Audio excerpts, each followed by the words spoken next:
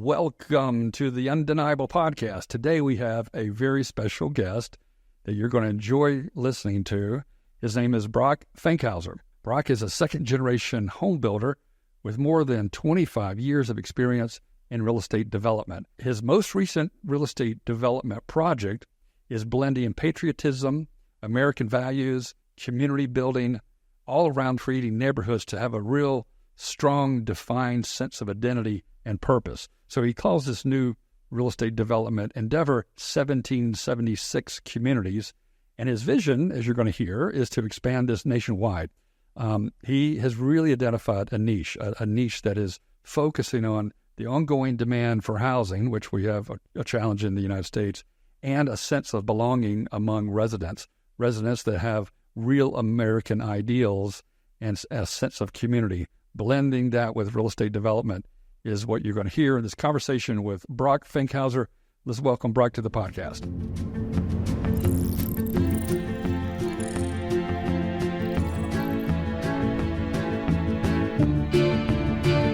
Welcome to the Undeniable Podcast, Brock. We're so excited to have you. I've been looking forward to our conversation. Likewise, Devin. Thanks for having me. In terms of full disclosure, you are a client. We've been working with you since last year. You're doing some really innovative stuff in the active adult real estate community world, so I'm sure we'll touch on that. But at the core of all that is your belief in, for now, we consider it a generic word called patriotism, and we'll expand on that and what it really means. But let's begin with your background, because you have a unique background that makes you incredibly qualified for what you're doing. So tell us how you got into this and what you've done for the bulk of your career. I'm a builder. I'm a developer. I'm a creator of communities and neighborhoods, and I've been doing it now for 25 years. I'm second generation, so one might say it's in the bloodstream. My career began in Ohio briefly, which is my home state, but I moved it to Charlotte, North Carolina in 2001 with my wife, Nicole, looking for bigger pastures, and I'd say in a sense we got lucky. Back in Charlotte in 2001, it sure as heck isn't the same as it is today, but it had the makings of being a great city, and we put our roots down there, and we built probably 1,000 houses in our career in Charlotte, and we've expanded a little bit in our geography to Greenville, South Carolina. My neighborhoods up, for the last 25 years have been typical subdivision, suburban-type housing developments. We've had some runs of success, had some run-ins with some failures, too. That's part and parcel with our business. But more recently, I had a yearning to just do something more special. And in my world, having never served in the military, something I regret to this day, I so wanted to give something back to our industry that had bigger picture to it, that had something more than just housing. And so we developed this patriotic Americanism brand that we now know as 1776. And it's just been an amazing new chapter in our life. And it gives me, as I probably go into the second half of my career, something else to go on that I think is resurgent, to say the least. And we're going to talk about that, in some detail, because it's not only that you're building new planned communities, neighborhoods focused on active adult 55 plus, which there's a lot of that happening across the country. It's like the thing right now.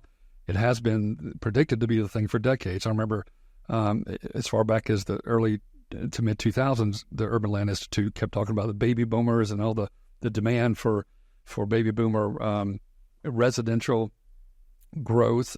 But I think home buyers, and this comes from talking with a lot of people like you and our work with you, our home buyers are looking for something different. They want to be part of something. And that clearly is your vision to create places that transcend home and the floor plan and the yard and the streets and the sidewalks and trails. I mean, there's something bigger, and that's clearly that's coming of age because consumers are demanding it.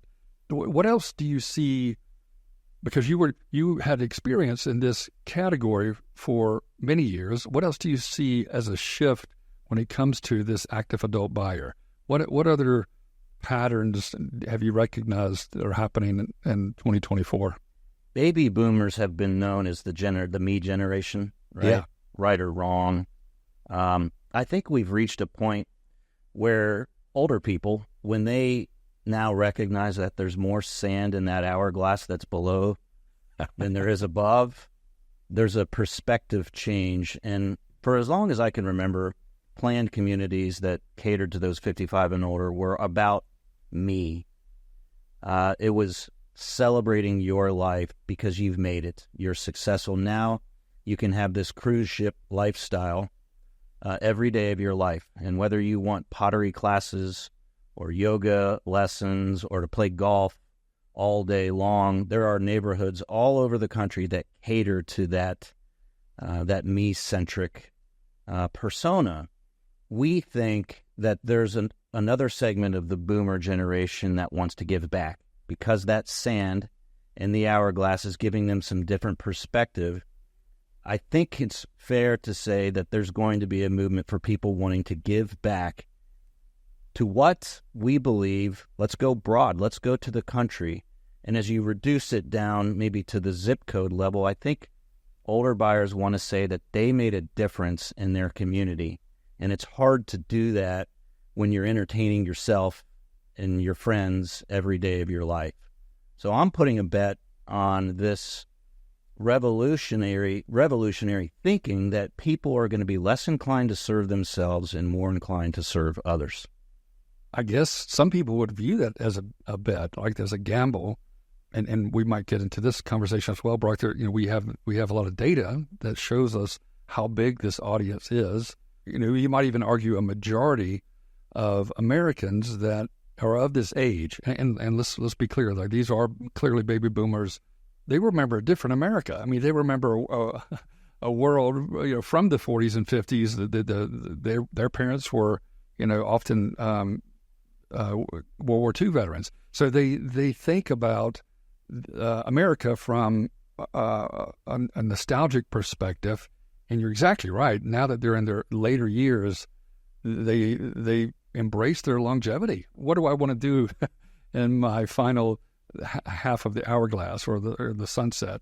By the way, you and I have been talking a little bit about this book called The Fourth Turning, and I just did a great interview recently with an author and a real estate consultant that's going to talk about that in detail. But it comes back to these patterns, and this is clearly another pattern of civilization and life in America, where we go through these stages. Unpack how you got started with 1776 Communities. What was the genesis of beginning this idea? Tell us that part of the story. I was with a group of peers on a retreat out in Salt Lake City. We were there to examine the operations of a home builder peer of ours who's well known in that market. It's something that we do twice a year, so it's a group of business owners where we know a lot about each other's business and we're there ultimately to help each other. They had started getting to know me. I think this was my second year in the club.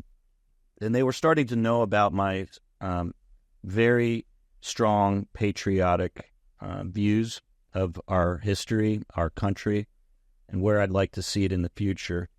And they kind of said, you ought to do a neighborhood that is rooted in America.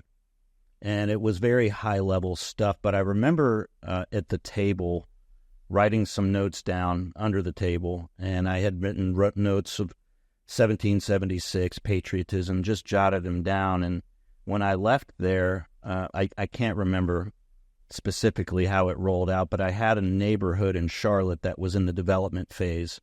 So no one really knew anything about it other than if you drove by it, you would see we were moving dirt. And it was at that time I decided I'm going to call this project 1776. It's a name that most people recognize. They can associate with. They may not know what it means at the time, but they definitely know it's rooted in something American. And I spent the better part of the last year trying to expand what it means, and we've incorporated the meaning of 1776, the ethos, into our governing documents, and now it's continued into our branding, into our marketing, into our signage, into our entrance monumentation, into our model home furniture, which will open in just a couple of months. And we had an event in June of last year in which we kind of told the world, here we are. This is what we're going to do. And we got lucky in the sense that it went viral. And my phone and email were blowing up with executive producers from Fox News and Newsmax and NPR and NBC and you name it down the line. The viral put me on live TV and interviews with cable news programs and Tier 1 media.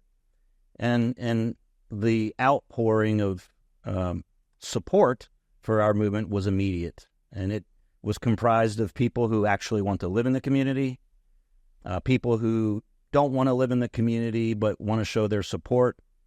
We heard from builders and developers who thought, well, that would be cool to bring to my community in Oregon or Oklahoma, knowing that we're in the business of generating leads and from our website and our advertising activities. We're accustomed to a certain flow of support when we announce a neighborhood, but what we received at 1776 was so much bigger than we had ever seen and so fast that it led me to believe that we're onto something.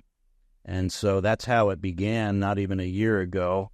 And just 2 months from now, we're going to be opening up the model home in this neighborhood. We're going to be donating our first home to a veteran, mortgage-free. They move into that home on July 26th.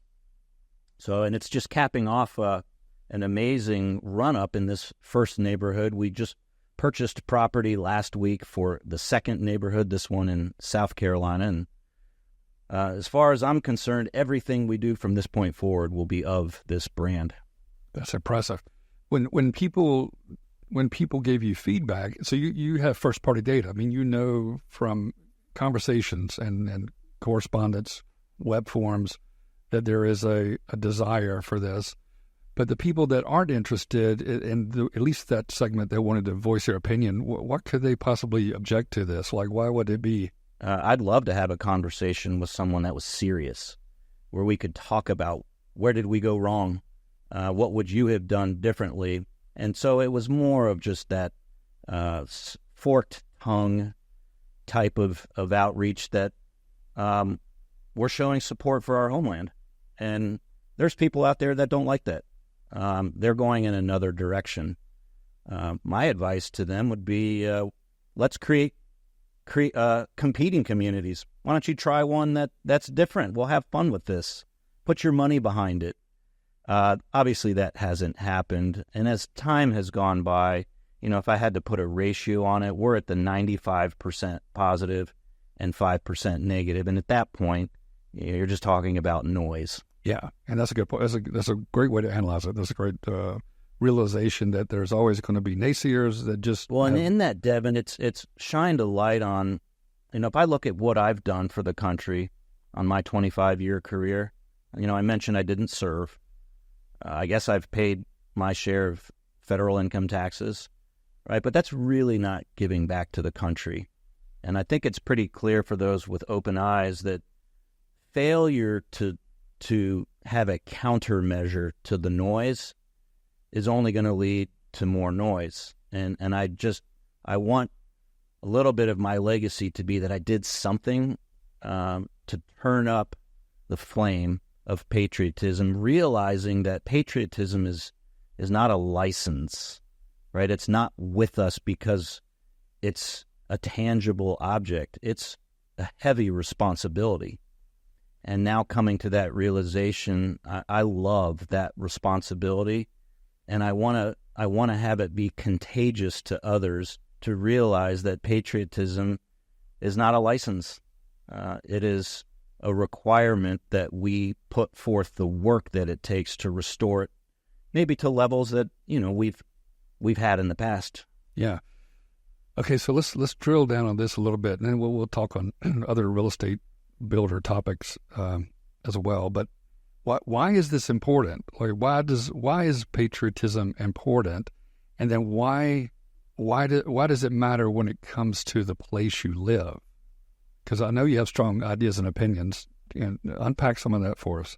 Let's just go back to the nation's motto, the founding motto, E pluribus unum. You've got from many, one. And the founding fathers saw a lot of virtue in that.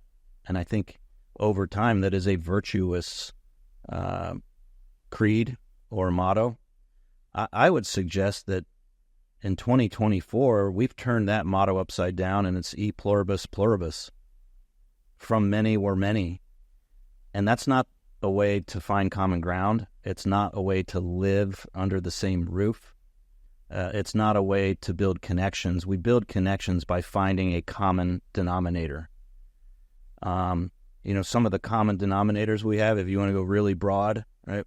All of us here today were born at one point. That's a fact. And all of us are going to die. Right. Beyond two that, facts, two undeniable facts, two undeniables. Let's add in a third. We all live here, and we have a choice. And so, building upon those common denominators, let's accentuate where we live. And so, for me, I'm a creator of communities. That's my medium, and so that's the way for me to be able to build upon that common denominator and do it at a zip code level. And so my vision is over time is that more developers, more builders see the value in having a common denominator, getting back to E pluribus unum. And for those of us that are in the medium of building houses and developments, let's bring that to the zip code level and have great zip codes. But it all goes back to just coming together. And we can't do it when we're hyper-focused, almost fixated on all of our differences, many of which are immutable. Why would we spend time celebrating things that in many cases we didn't even have control of, ever? Yeah, but you could say another common denominator for people who were born in this country and maybe are at this age, again, we're talking about this boomer generation, there's got to be a majority that has this affinity and respect for the thing called the United States Constitution. And then that also follows into this idea of nationalism. Like we have this national affinity and representation of we're part of this grand experiment.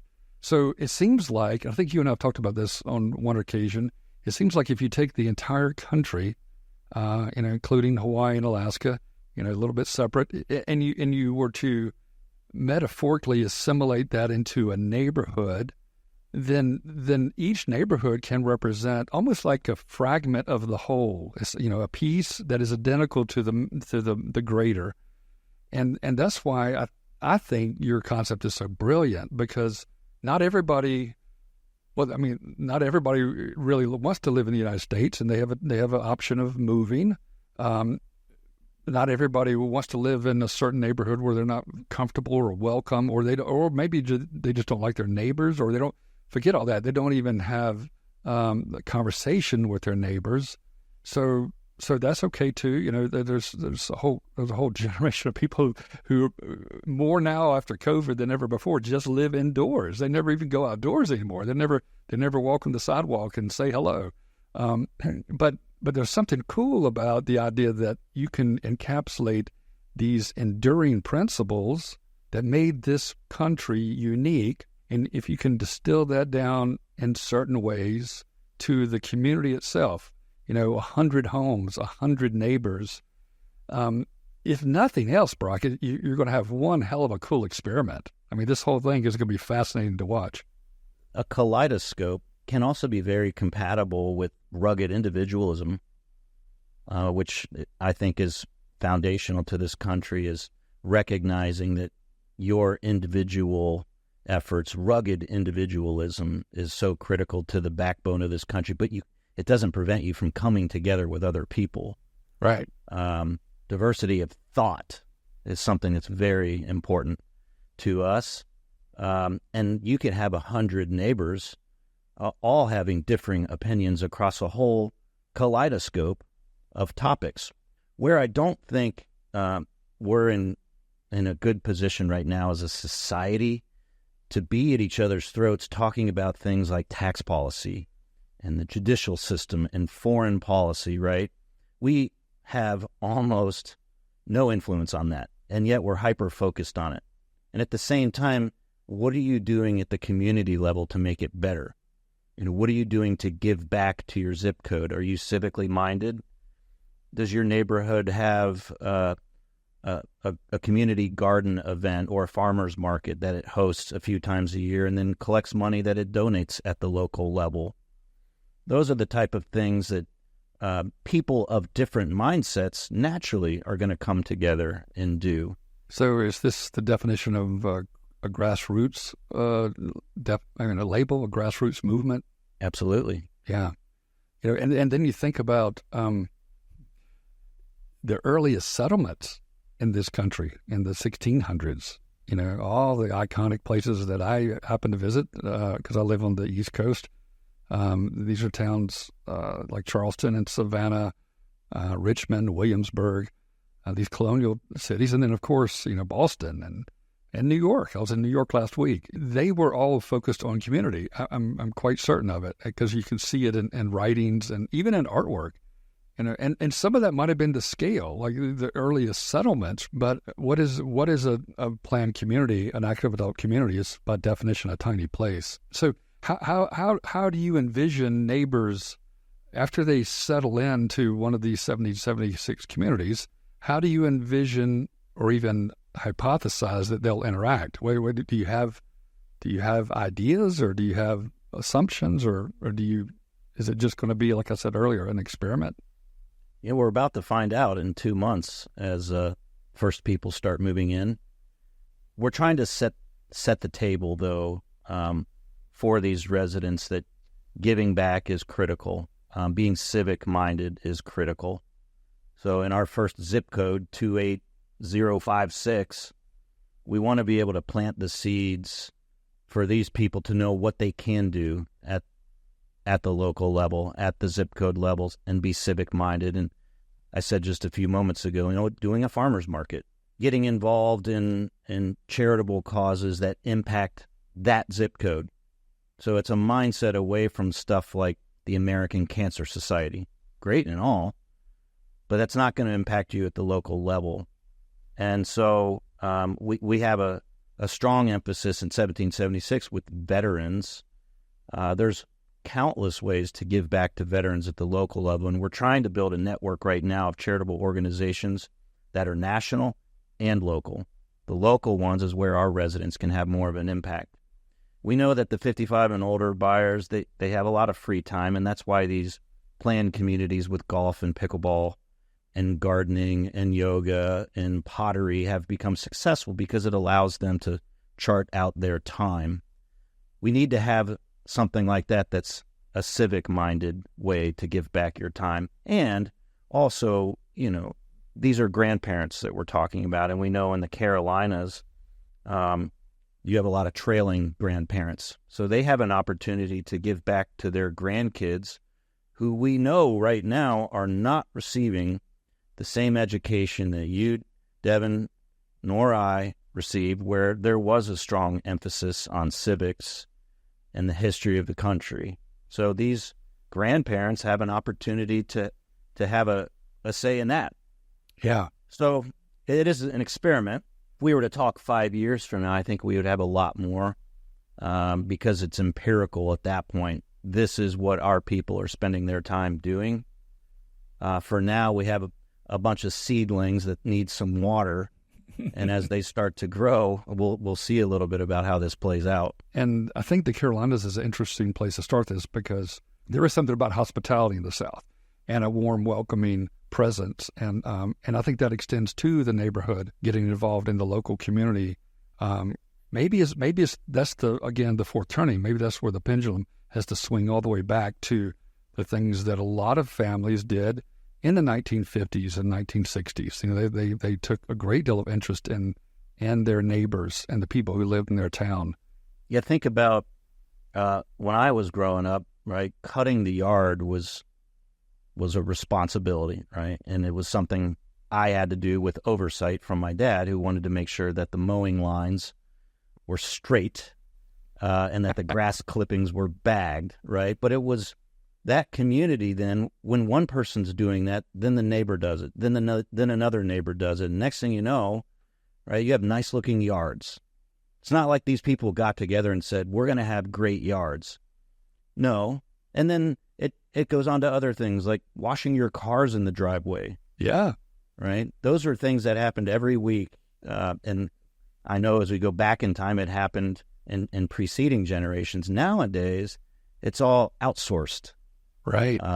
Whether it's the yard work, the car washing. And so those are simple things right there. They're conveniences, certainly, and I can appreciate conveniences, but those are two ways that we've drastically fallen away from things that we do at the street level. Right? That's really interesting, Brock. I mean, I love that, and that's worth a long list of thinking about all the street level activities.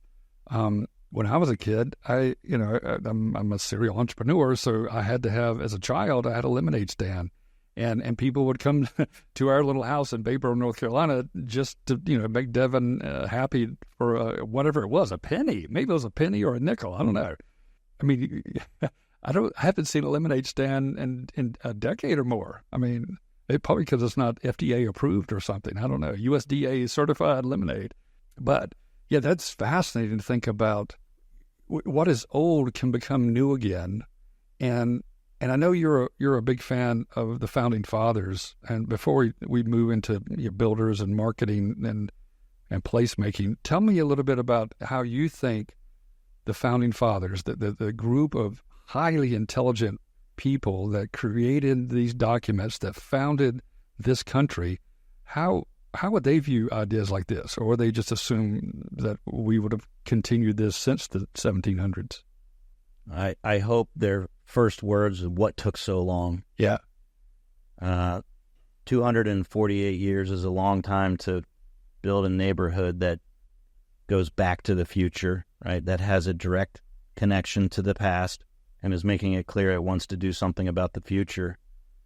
It was 53 signers, I think, of the Constitution. I would want them, I use this word a lot, the parchment promise. Yeah. But that's what the Constitution is. It's a parchment promise from one person to another. And it's our pledge that we're gonna commit to the values that are contained in those pages. And we're using that same philosophy in our governing documents. One of the things is the requirement to fly the American flag. If you live in one of our neighborhoods, you will fly the American flag. But people ask us from time to time, and this came up in our media tour, what happens if someone doesn't? Aren't you forcing people to fly the flag? And there's no penalty for failure to fly the flag, so therefore it really can't be forced. What's important, though, is anyone who lives in the neighborhood has that parchment promise. They're going to read the document, and they're going to see it in there. If they don't like it, it would occur to me that they're not going to live there. But everyone else, by taking title to that property and moving in on the first day, you are promising to your neighbor that you will fly that flag. And that, to me, is far more valuable than any type of language we could put in there that would they would insert monetary penalties, harassment, and things like that. So in a sense, I would want the Founding Fathers to know the importance that we see in foundational documents and the virtues of a promise and how we need to get back to that type of way of thought. It's so powerful from one person to another when you know that you're going to promise certain ideals and standards to them. Yeah, and isn't that, your own personal values or integrity? Property was the original, I think it was John Locke who said, we have the right to life, liberty, and property. And then it just got massaged into the pursuit of happiness, life, liberty, pursuit of happiness.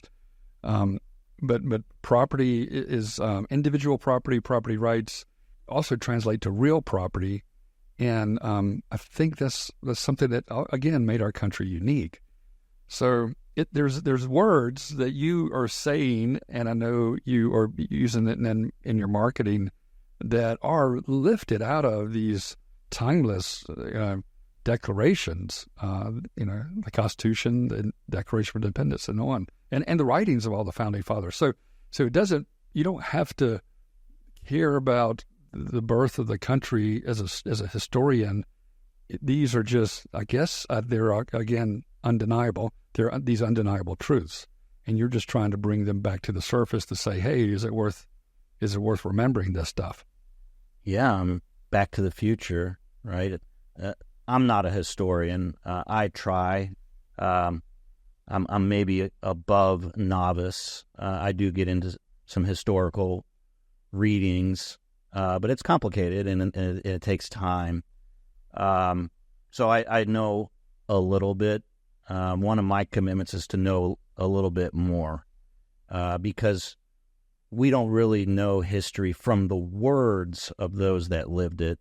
We're getting accounts from other people, and I don't want to leave this world only having accounts that someone else interpreted for me. I'm reading a book right now called The Spirit of 1776, where it gets into that, and it's exhausting to try to go back in time and travel time and hear words as they were meant at that time. And you said, John Locke's use of property, and we ended up with happiness.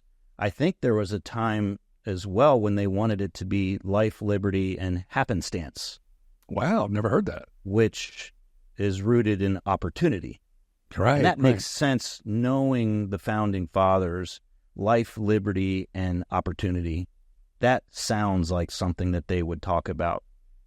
And it has sure morphed into emotional meanness, my happiness, and I don't think that's what they intended. I love the word innovation. I think opportunity happens, it can happen through innovation. Great opportunities are innovative. And, another founding father, I don't know if he should be controversial, was Benjamin Franklin. And he was probably one of the greatest innovators of his time, right? I mean, he did so many things and invented things, and they would be patented today. But innovation is another big part of it. And you are an innovator, Brock. You're innovating the real estate plan community game that hasn't changed for decades, has it? So tell me a little bit about why other builders aren't thinking this way. Or let's say, for our audience, there's home builders who are often just buying home sites and building homes. They're not developing neighborhoods. Very few of them do nowadays. And then there's real estate developers who are, going through all the entitlement and zoning and permitting to build neighborhoods and may or may not be the builder.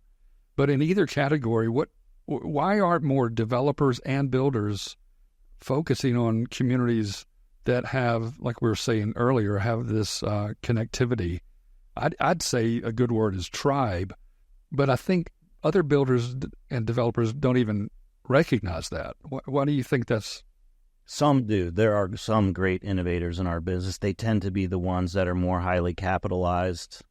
They have the resources to do big thinking, where you can bring together cradle to grave housing. What a cool thing to be able to live, to move up, to retire and die in the same community, maybe in different homes within that community. So the barriers to entry, they're pretty big financially, and it doesn't get any easier, even with experience. And so I think builders have recognized that average works. If you can find a school system that is average or above, and you can have monthly payments that are average, and you can have houses that are average, it works.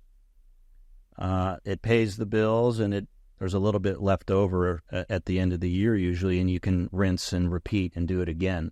I don't see innovators much in this business at all. You mentioned tribes. I mean, it's Seth Godin, who I remember saying years and years ago on a podcast that the home building industry is average builders doing average homes for average people. Wow, I should look that up. I'm a fan of Seth. And I heard it, and I said, I don't want to be average. Now, it means that you got to take risks. All of us builders and developers take risks, right? We pledge capital. We have collateral in it. If you're a small to mid-sized business, you're pledging your personal assets, and that's a lot. And then on top of all that, you're going to innovate and risk it by something that's unproven. In the case of 1776, yes, sign me up. I'm willing to do it. But I know a lot of other builders that maybe they have that twinkling of innovation in them, but it gets pushed down real quick when it starts getting measured up against the potential downsides if it doesn't work. Yeah. And those of us old enough in this business, if you saw 2007, 8, 9, 10, and the way that financial institutions treated their clients, it'll scare you. And to see your friends lose their houses and the money in their bank accounts, and then the banks would turn around and sell the asset at 90% off.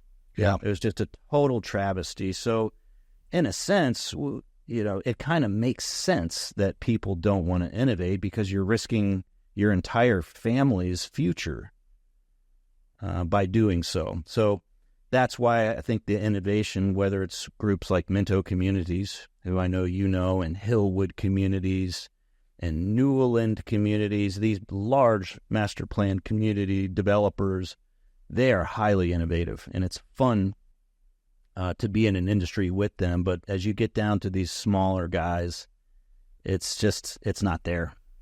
I agree with you, and I've been to several conferences in the last 30 days, many with national builders, and some that you mentioned, and there might be a dozen that are really trying to crack the code. I just recently was at a wellness conference, a wellness real estate conference, and wellness has been a long time discussed amenity, and wellness lifestyle has been talked about for decades, but it's really is gaining traction, and it has been popular in hospitality, hotels, resorts, and obviously 4- or 5-star properties. But now you're seeing national builders saying, "What are we doing that is really focused on well-being?" And this goes way beyond hiking trails and a community garden. It's bringing in new modalities and new forms of self-care, mental, physical, emotional, everything. And I think real estate developers have a responsibility, good ones, the ones that have a conscience, other than just saying, can I make X percent margin and crank through X number of units. They're doing it for profit, which is good. That's capitalism, I guess. But then there's other ones that have figured out a way to make money,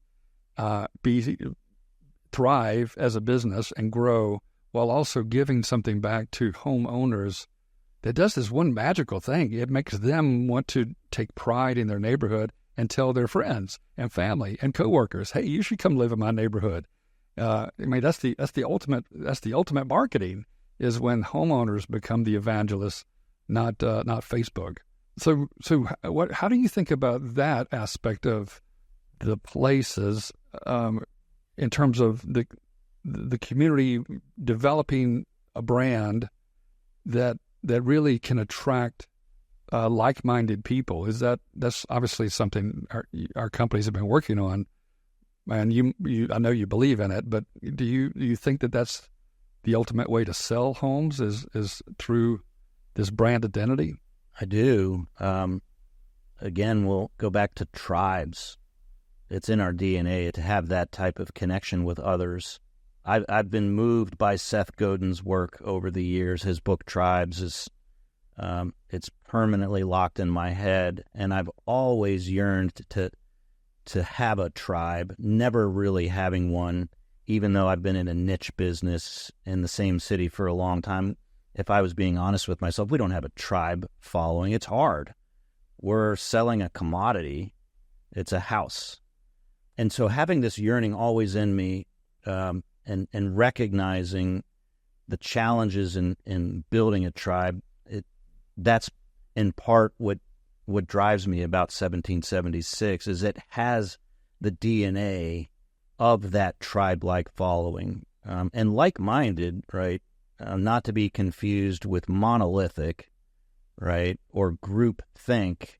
It's very broad. We spoke about the kaleidoscope effect, but like-minded means I've got your back.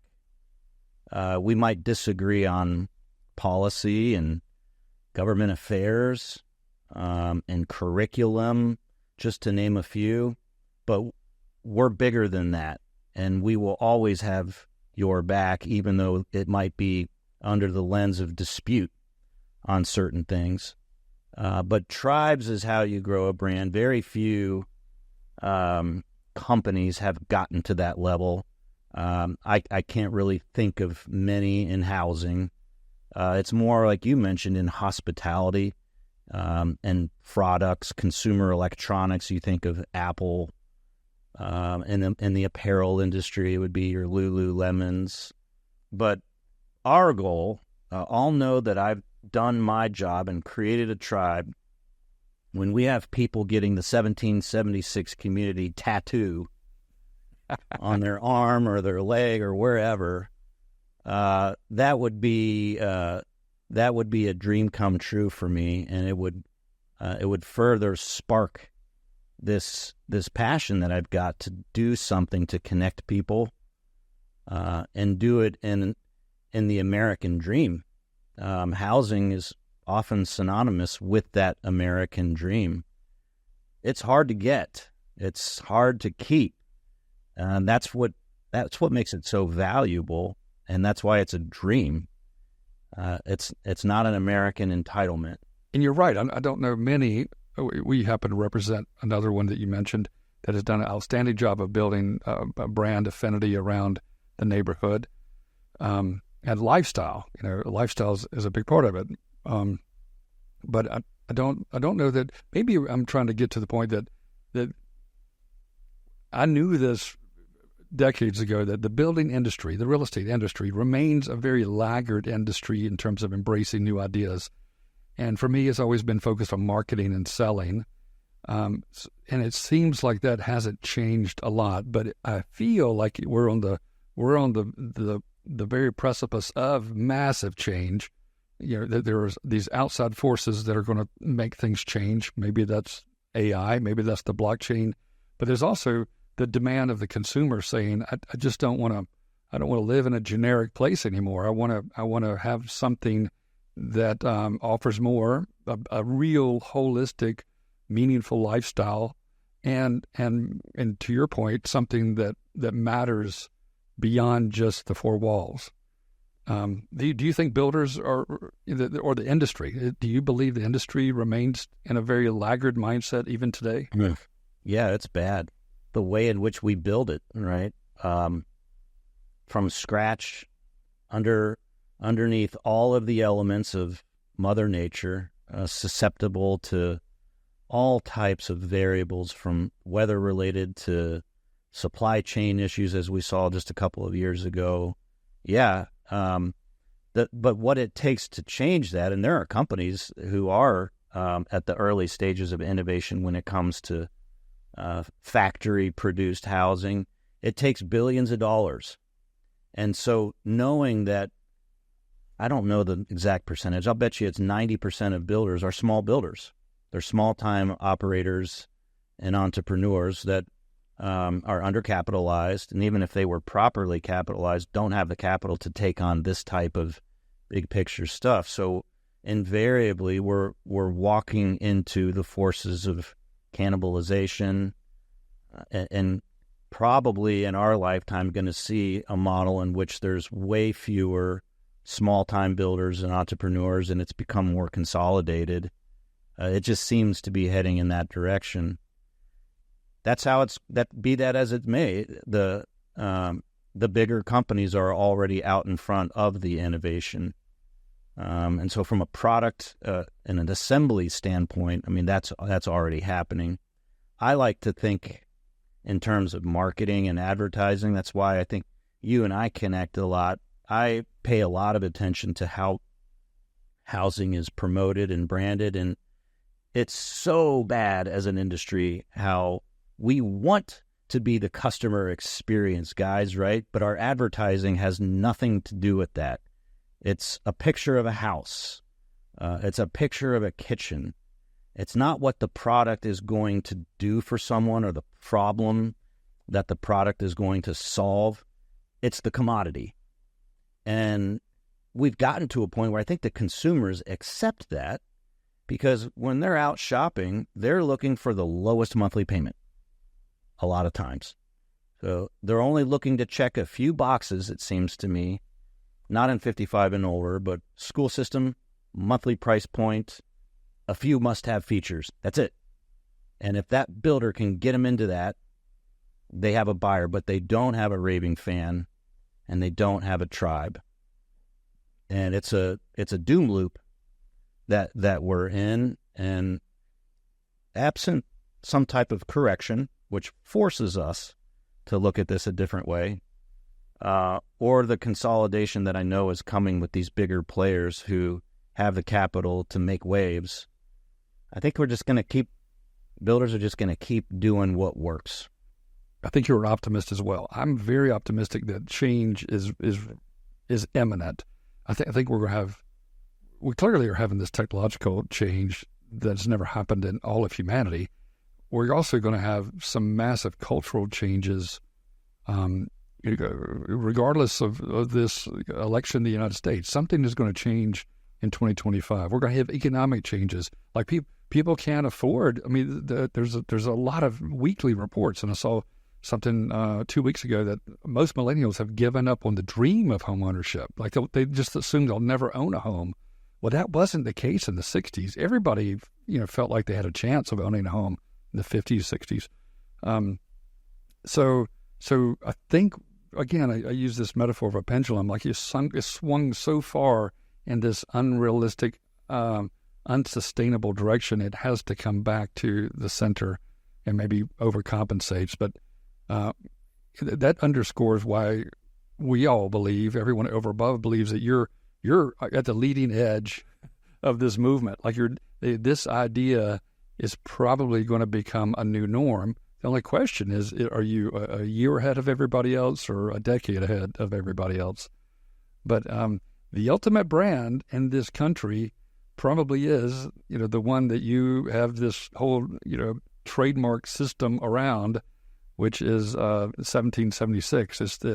It is the de facto brand of the United States.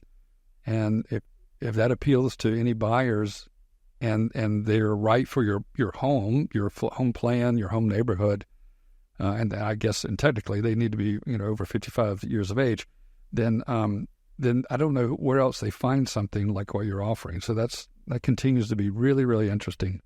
And that's where we're going to have to succeed on this licensing model and franchising model.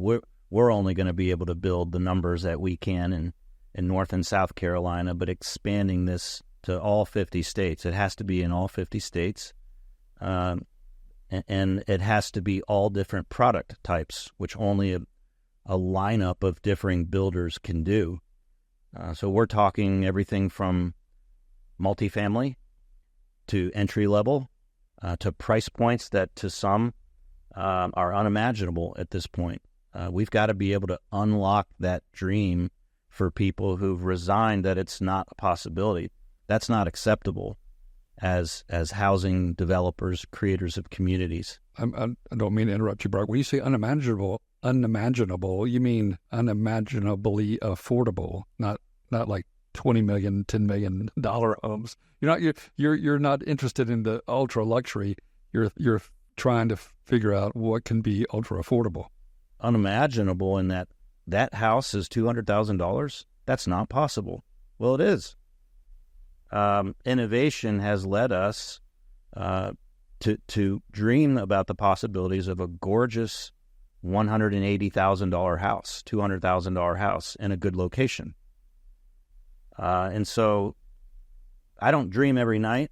In fact, I think it's more rare that I dream. I don't know what happens to my brain between the hours of 10 and 5.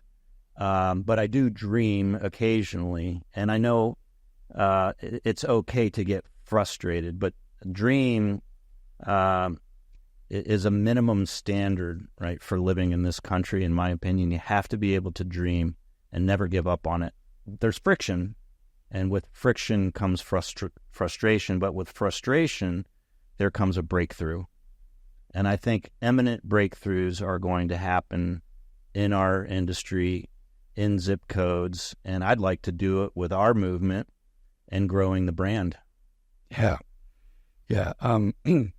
I think I quote Walt Disney quite often, and you just made me think of the theme song that he loved the most, called the chorus is, "There's a great big beautiful tomorrow hiding or shining at the end of every day." I think it's the shining at the end of every day.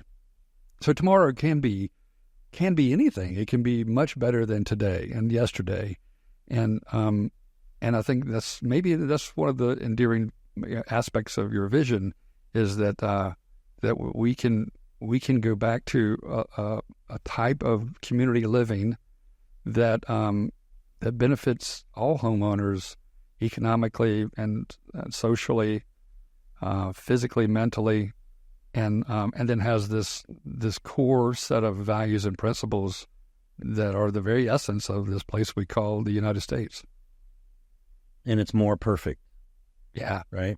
Let's go back to the brilliance in the phrase using the more perfect union.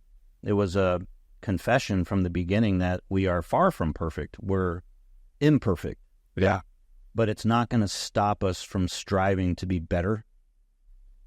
And that's the way we see things. A more perfect neighborhood, a more perfect house, a more perfect tribe of followers, an unending desire for betterness.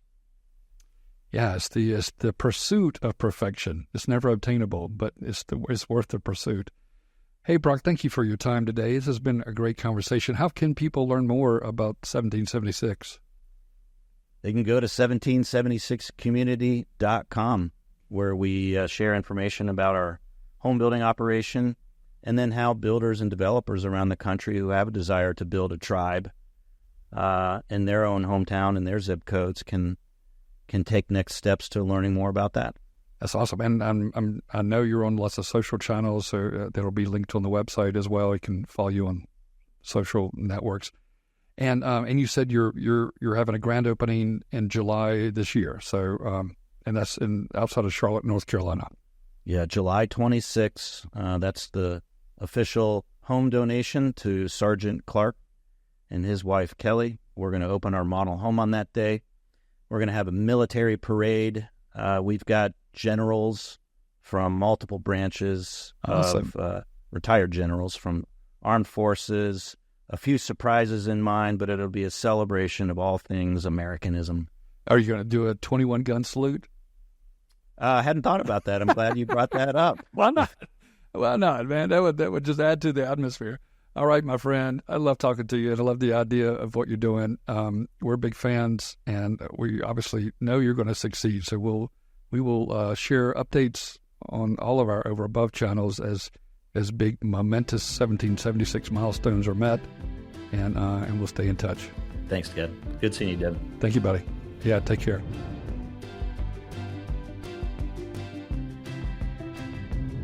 Well, I hope you enjoyed that fascinating discussion with Brock Fankhauser.